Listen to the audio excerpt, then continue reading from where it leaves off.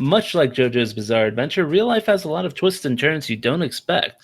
But, much like JoJo's, we always make a comeback. Welcome everyone to the Anime Secrets Declassified JoJo's Bizarre Adventure podcast.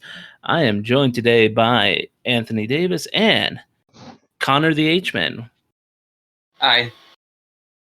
Howdy, folks. And today, we finally see it. We finally see the meme thing in action of King Crimson, and we see how it finally works. Everyone, what did you guys think about the King Crimson episodes? Scary, but also enjoyable. It really showed me why one of my friends said that King Crimson is their favorite stand. In addition to just the fact that, King Crimson is an excellent band. One of the greatest prog groups out there. And in fact, the funny thing is, this kind of coincided with King Crimson releasing all of their music on Spotify, which before they were very staunchly, we only want people buying physical albums. We won't do anything online. We won't release digital stuff on Amazon. We won't do it, anywhere officially. Now all of a sudden they're doing that. I don't know. Maybe it's a JoJo conspiracy. But yeah, I love the design. Super brutal, super much had me on the edge of my seat. I'm still worried about Bruno. Also, the standability, seeing it explained, that's crazy. Right. Yeah, it's from what some of my other friends have told me, David Productions, like they typically do, it seems like now, went out of their way to try as best as they can to explain how King Crimson actually works. And when you see that kind of explained to you, you're like, oh, so this is... You don't want to be near him. Yeah, well, because it's just like those couple of seconds, gone. Mm-hmm.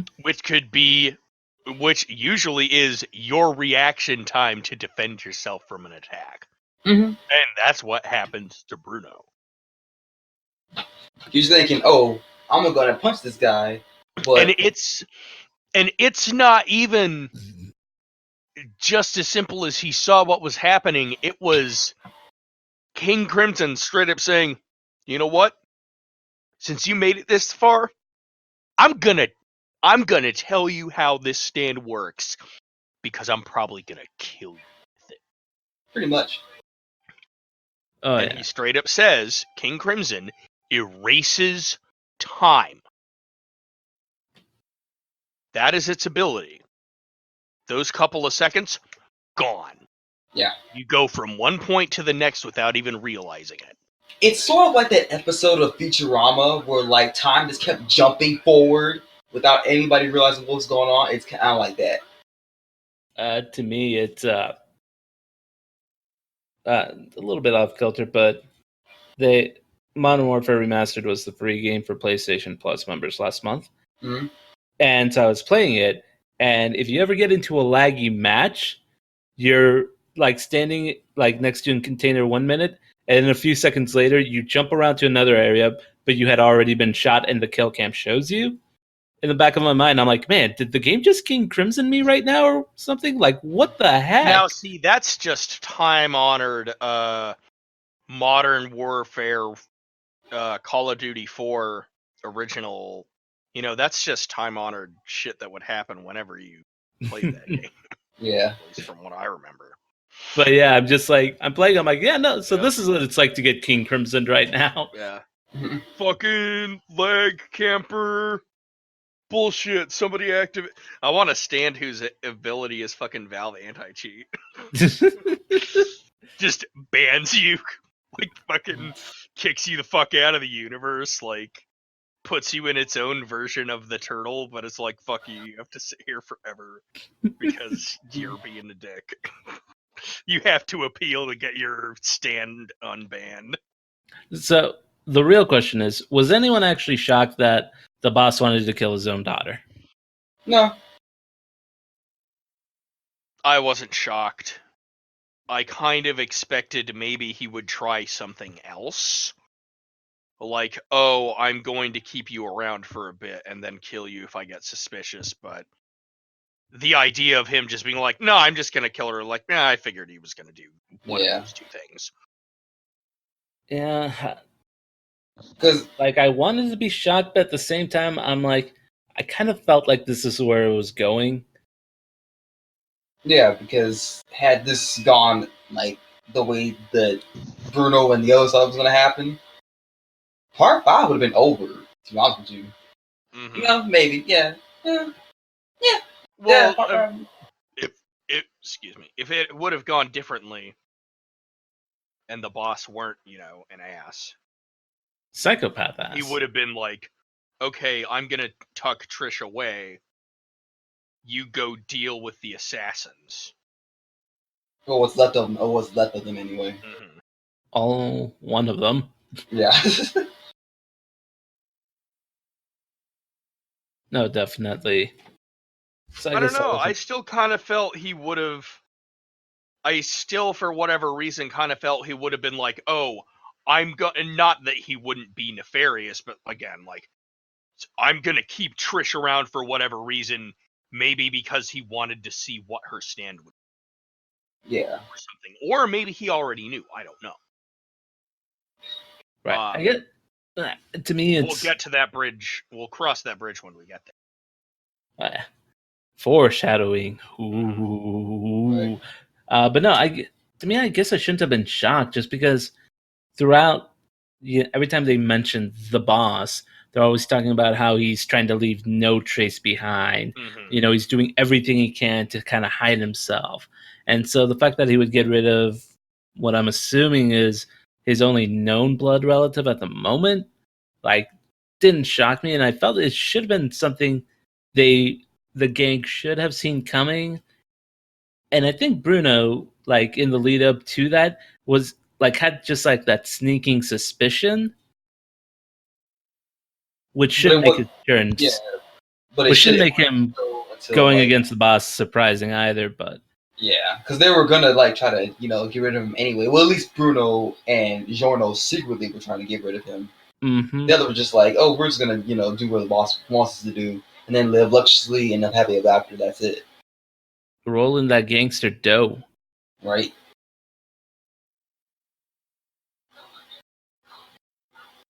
No, definitely. And yeah, that King Crimson sticking fingers fight.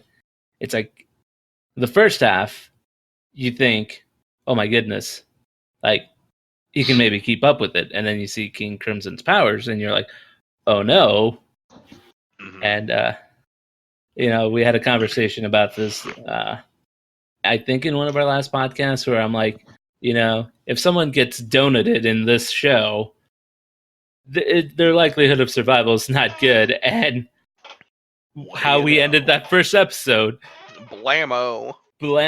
And then as soon as I saw that, instead of letting the ending play, I just went to YouTube and found that clip where something bad is about to happen, and it goes like, do do do do, we'll be right back. I'm like, man, I just had to open my mouth and curse this boy right here. Right. So for shame. So that was the well, first to part. Be fair, could you have actually done that if King Crimson was already 3 seconds ahead of you?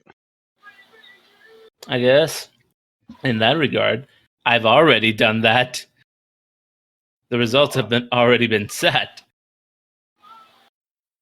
But that was the first part. The second part, I think, I don't know what Bruno's made out of that he kept fighting with that hole in his stomach. Raw determination. Like, that is some raw something, because, whoo, man. just kept getting up, and that small exchange they had where it's like both of them are essentially thinking 5 moves ahead of the other one. We got some real 4D Galaxy brain chess playing right now. It was an intense fight. It was. And it wasn't even I mean, at the end of it, it wasn't even Bruno trying to fight him. It was like, okay, shit, I gotta get out of here. Yeah. Yeah. You realize, like, So he was making an escape. You realize I have a hole in my stomach. I'm outmatched by this guy. I need to find a way. And first it was sticky fingers, freaking trying to take him down into the sewers, and then he ends up at the top, and then the boss ends up at the top of the stairs. And then it's like, oh, he's trying to punch me with that. I'm gonna step aside, and Bruno goes like, "Nah, that's what I wanted to do. You to do." Turns the column into a zipper and just like zip lines his way out of there. Right. Like, whew, ingenious fight stuff right there, and all the while, everyone else is outside. It goes. I like the fact that that was kind of a throwback to the good old Joseph Joestar school of run the hell away. Mhm. Because escape is always a tactic, and in JoJo's, they're very good at coming up with cool ways to escape a situation. Definitely. Honestly, escape is sometimes the best strategy to do. There's no shame in that. Not at all. I mean, I wouldn't want to screw around with King Crimson either, because the fact that he's as strong as the world, apparently, like, I mean, I'll straight up say, when he punched right through Bruno, I thought Bruno was done for. Right. I thought so too, which is why I said, like, what the heck is he made of that he kept going up? Yeah. Like, Kakouine, like, got punched through, he was done. Like, he could maybe do, he only did, like, 1 Emerald Splash, but he was done. Yeah. Like, man, if they can sell determination in a bottle, I'll take 2 12-packs, please. But hey, he managed to make it over. He makes it back to the crew. And because we get to an interesting part here. The boss retreats because he's like, okay, 1 stand user I can maybe take on, but 4 others, not so much. Yeah. Because if you can use this, because you can't use the King Crimson ability on multiple people at once. You have to only use it against the one person you're fighting against. Because if somebody else is like, especially a long range stand user tries to attack you, he's definitely screwed. But it comes up to an interesting point because, I don't know what is up with him, but I don't know if it's like an after effect of Giorno's ability or what it is, but we saw the spirit goes to Bruno at the end. Oh, no. Bruno didn't just get, like, done a hole. That's not what ended him, because he used sticky fingers to, like shape a hole around it. But it was weird because you see the blood. You're thinking, okay, he got thrust through the stomach. But he ended up using sticky fingers to kind of, like, divergate the attack. And then afterwards, he gets tapped again. His like freaking his shoulder to like down to his chest gets split, and that's what happens. Right, but no, I'm talking about like after Giorno heals Bruno, we see Bruno's ghost. Yeah, you do see like, Bruno's ghost. You see the angel ghost pop up, like just for a second, and I know they've thrown out the fake before with Joseph, but like usually when you see that ghost, you're gonna die. They're done. I think what it was, my theory is that King Crimson fast forwarded enough that he died, but only for a second. And maybe for whatever reason, there was a limitation that didn't allow it to stick. Yeah, it's Like it was the possibility of him dying. Yeah, it's a weird situation with them because I think even Giorno says like he still can hear his heartbeat, and then like at the end of the episode, like I think he had like a hole in his hand, but he straight up just wasn't bleeding. Yeah, because like his hand got stuck in some kind of like needle or like something pricked his hand, but no blood was coming out of it. So that whole situation is just like, man, I don't know if he's actually gonna be able to make it through all, because I just don't know. It's one of those things where I'm like, man, I'm expecting this guy to die when I don't know, but Right. but the sooner I accept this fact, the less I'll cry when it does, if it does happen, because it ain't looking good for him. No. Maybe it's sort of like a delay in his actual like departure is what I'm guessing. It's like, oh yeah, you're supposed to die. Like, no, not yet. Like I said, like I don't know if it's just like an after effect of Giorno's ability to give life or what, but man, like for all intents and purposes, like I think Bruno should be dead right now. The fact that he's still walking, I'm like, man, Araki, I'm expecting a pretty good explanation for this, because he went through what would kill even a main character. Yeah. And so we get to the final scene where Bruno says, I'm not forcing anyone to go with me, but yeah, I'm going to take down the boss.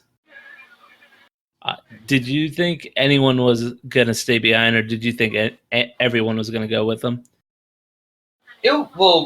This is before I even like read what happened in the manga. At one point, I was thinking to myself, like, half of them are probably, it's like 50-50. Half of them are probably gonna like stay behind. The other half are gonna like, just go and like help and help out whatever. But I didn't expect it to be like a 80-10 ratio of whoever will stay behind. I was like, wow, I did not expect that at all. Mm-hmm. And one thing people might realize, because it's not really a spoiler, it's just more like background of why Fugo was the only one. Well, can I talk about the Fugo leaving, or is it just too early to talk about it right now? No, like we're literally at that point of the episode right now. So like the reason why Fugo is the only one that like is left behind is because Araki was originally going to have him be an actual like traitor, like undercover traitor for like the boss, and then it was going to be a confrontation between him and Jono man having to kill him. But Araki did not like that at all, and he was like depressed over the entire thing, so he decided just to have everyone just leave, Fugo just leave. And yeah, I heard about this where, like, I think one of his friends actually passed away. I think it was something like that. Either his friend passed away or somebody he knew passed away, and he just could not bear himself to do that. Yeah, because this is going to tie into the next few episodes we're going to talk about. Because I'm pretty sure this is the last we're going to see of him, barring a new opening. Oh yeah, Traitor's Requiem. So before we move on to that one, yeah, like everyone except Fugo joins in with Bruno. Like we're with you, man. We're with you to the end. Pretty good. How do you guys think they'll be able to beat King Crimson? Like I said, it has to be group effort. If they don't work as a team, they're not going to be able to beat him. Connor? I think someone's stand is going to have to evolve. Ooh. So that wraps up the Mystery of King Crimson arc. So now we move on to Clash and Talking Ahead. And before we move on to that, we got a new opening. We got to talk about it. What do you guys think of Traitor's Requiem? I like it. I actually did not like it at first, but after a couple times, I really enjoyed it. I really did. I Yeah, liked it first- because I like all JoJo openings. Like, yeah. I'm the unpopular guy who liked Chase. Oh, I love Chase too. I like End of the World. I liked Bloody Stream. Let's see. Now, don't get me wrong. There's definitely openings I like better than others. Most definitely. Same. So for me, like the first time I listened to it, I'm like, okay, I can get behind this. It's got like that little James Bond-esque opening before it kicks in, but the more I listen to it and kind of the more I see the opening animation, this is like the first JoJo's OP I kind of want to skip whenever it pops on. Like I think it might actually be my least favorite one. Which is weird because I didn't think anything was ever going to beat out Chase, but man, maybe it's because like I came back from the kick and just like that feeling of heck yeah, fighting gold to this one, which is like a lot more toned down. And Yeah. I'll be honest, like the opening animation really does nothing for it. There's a few scenes here and there, but like the first 30 seconds is just a bunch of recap scenes. Yeah, that's kind of the one thing I didn't really like. Well, about and who the knows? I anticipate eventually there's going to be a certain point where they're going to change the opening again. I hope so. I hope so because as of this didn't recording, they do that with some of the other parts? They did, yeah. But the thing about the other parts is they did it within the next episode. And as of this recording, we're like 6 episodes into the new OP, and it's still the same one. And this is even after we had a week break too. Right. So I'm like, man, I hope this isn't the permanent. Like they'll probably do something pretty legit for the end, similar to how they did The World and Bites the Dust. We'll definitely be getting something with King Crimson, but like on this one, I just am not feeling it that much. I'm kind of disappointed fair they didn't like show the shit. Mhm. They didn't show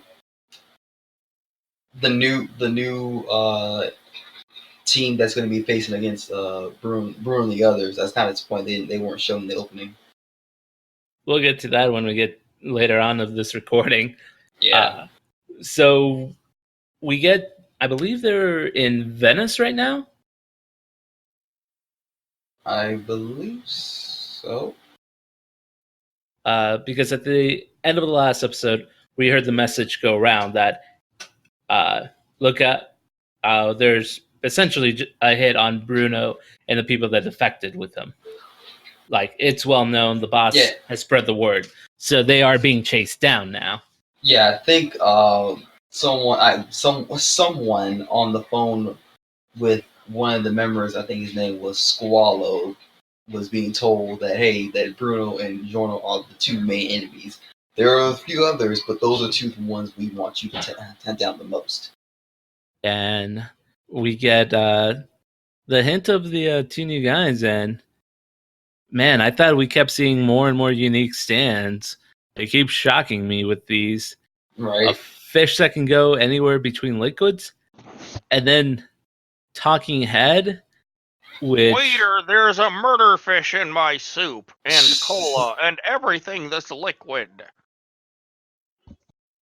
but Man, then watch out for Talking fucking contact solution, man. Wouldn't that suck? Yeah, but then Talking Head like takes over your mouth and says, "Never mind, water. I'm doing good. Can I get more glasses of water, please?"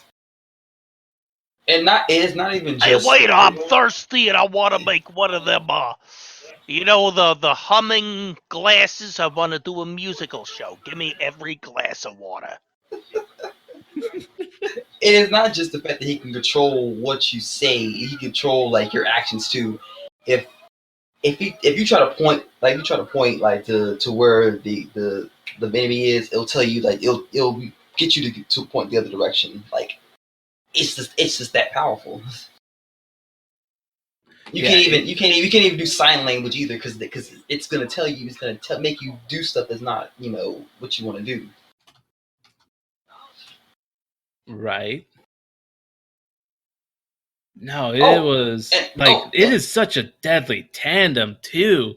It's like manipulation to where people like you basically can tell people, no, I'm good. I'm gonna go off to my own, and then the fish guy just like dragging you down. It's whoo. Right.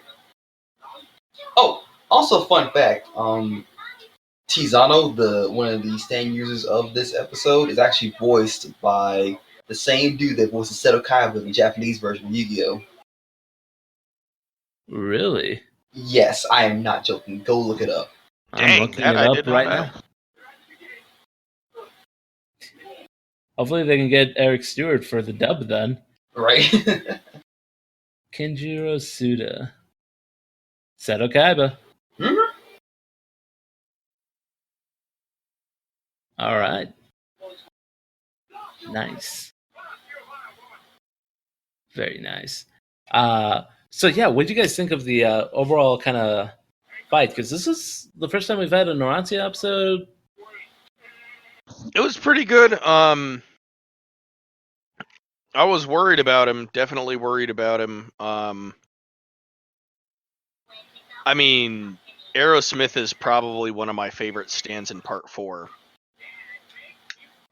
It's hard to pick a favorite one, but I really, really, really like Aerosmith, and Naranch is a very good character. Right. And I wanted so badly to see him really like kick some more ass, but I guess he kind of got that when he fought what's his name? Shrinky Dink. Formaggio. Formaggio, yeah. That Yeah. Like I said, it's been a while since we've seen Narantia fight. Yeah. But again, you know, JoJo's is also just as much about the cat and mouse chasing and, you know, trying to avoid getting attacked, and Chase you. sort of reminded me of Part 3, remember when there was the baby? Oh, Death 13? Yeah. Yeah. Lally-ho! Ah, we were on the same. Jenks, you owe me a Coke. Right? Yep. We only No, serve Pepsi it was here. a good one. It was definitely a very, very good one. Right, and it's one of those things. I'm trying to think. When was the last time we had like a tag team duo in terms of like from the villain side? Because we've seen a lot like 2-on-1s, 3-on-1s, and this one with the heroes. But I mean, there was Walking Grateful Dead and Beach Boy, but on that one it was mainly just Beach Boy was on the sideline until Grateful Dead was taken out, so it wasn't even a true 2-on-1. Yeah. So like seeing like the amount of cooperation these two guys have makes you wonder if the rest of the elite squad is going to be like that, if they're going to actually be smart and not try to take them one at a time and actually be like, okay, these guys are a threat, we actually have to team up to trying to take them down instead of trying to do one person go. What about the Hangman and Emperor? Man, that's like a season and a half ago at that point. Right? But yeah, that I was gonna say, like, that's honestly the last real kind of tag team I could think of besides these two. Because Whole Horse had like the other one with the Oingo Boingo brother, but that kid was constantly under a box that whole episode. Yeah. And it was just Whole Horse constantly finding ways to hurt himself. So really not a threat like these guys where, hey, I'm gonna do the opposite of what I'm trying to intend to do, which is this one is calling for help, and then Guy and Fish is gonna drag me and drown me, which how did Giorno even survive being underwater that long too? How do you survive having that thing fish in his neck the entire time too? Yeah. Determination in this show may just be code for plot armor at this point. Right. But then again, like, I've seen parts where, like, I remember Palm Rap in Part 3, was fighting against that Anubis guy with the sword and whatnot. Mm-hmm. Him getting cut, and you see like this big gash of blood, and you're thinking, yeah, he should be dead from that, but he's not. Oh yeah, but God, the strategy they came up on this one where he cut his own tongue, like, ooh. Ooh. Yeah, definitely a brutal body horror moment. Uh-huh. I've always been freaked out by the stands that get physical control of you. Yeah. Yeah, and we got quite the stand in this one. Yeah, he should be grateful that Jordan was even there, because otherwise he would never have a tongue again. But this fight we got Narantia saying his battle cry towards the end, where they're finally finding ways to outsmart them. Which, man, it's been a while since I've seen this one, but do you guys remember how they injured Fish Guy? I remember Naranti was shooting at the fish, but I think he didn't realize he hit him until like, oh yeah, he got injured.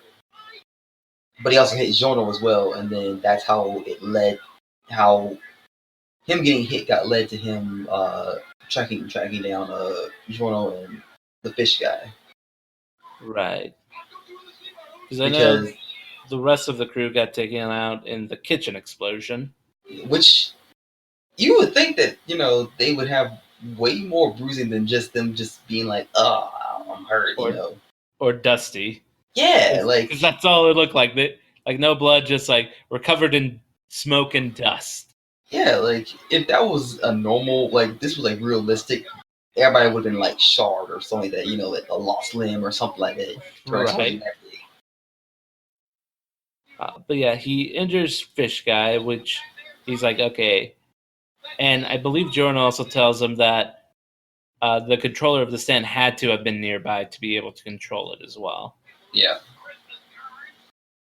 And so it becomes Narantia having to find two guys in an entire tourist city, finding a needle in a haystack. Pretty much. Which every time they came up with an excuse of like, no, he doesn't see us. Here's why. I just like kept laughing. I'm like, man, they are really showing Narantia no love here. They really think he's just an idiot. And then you see it, you're like, oh, that's how he did it. And then you're like, oh, that's how he did it. Eek. Oh, yeah. And we just get Narantia unloading Aerosmith on them. Really.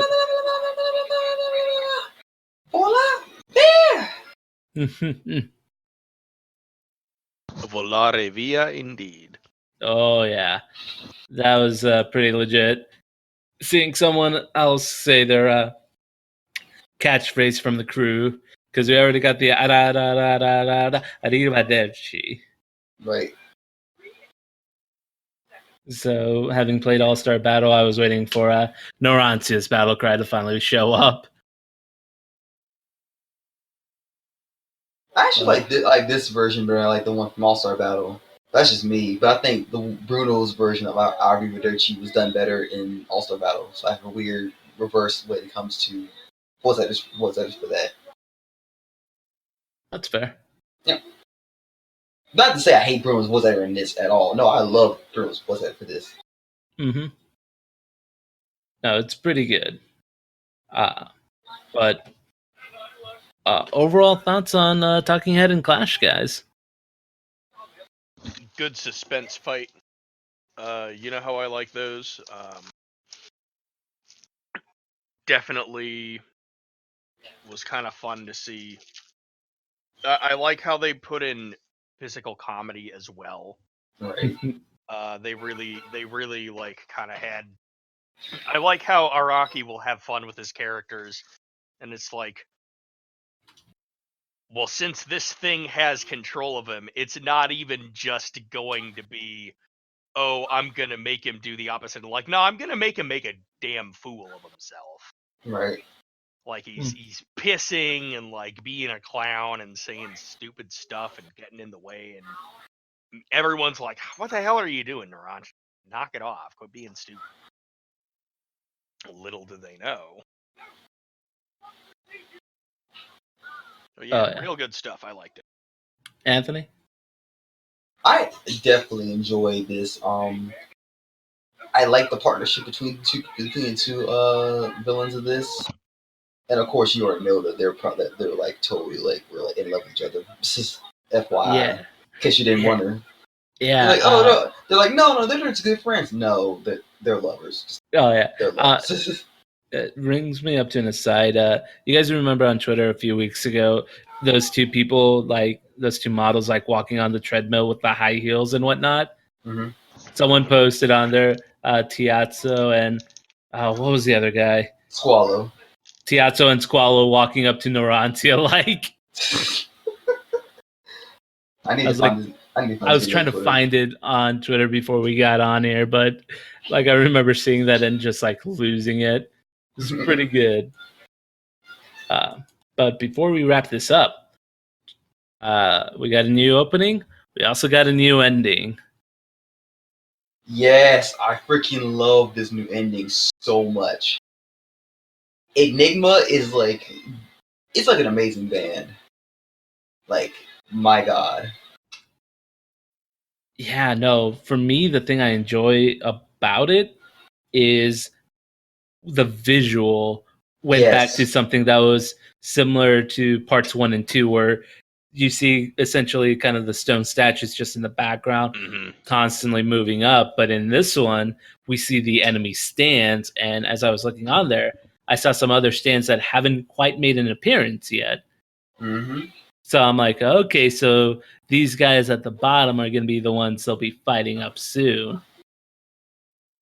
Yeah, and you have the assassins that have already been defeated already.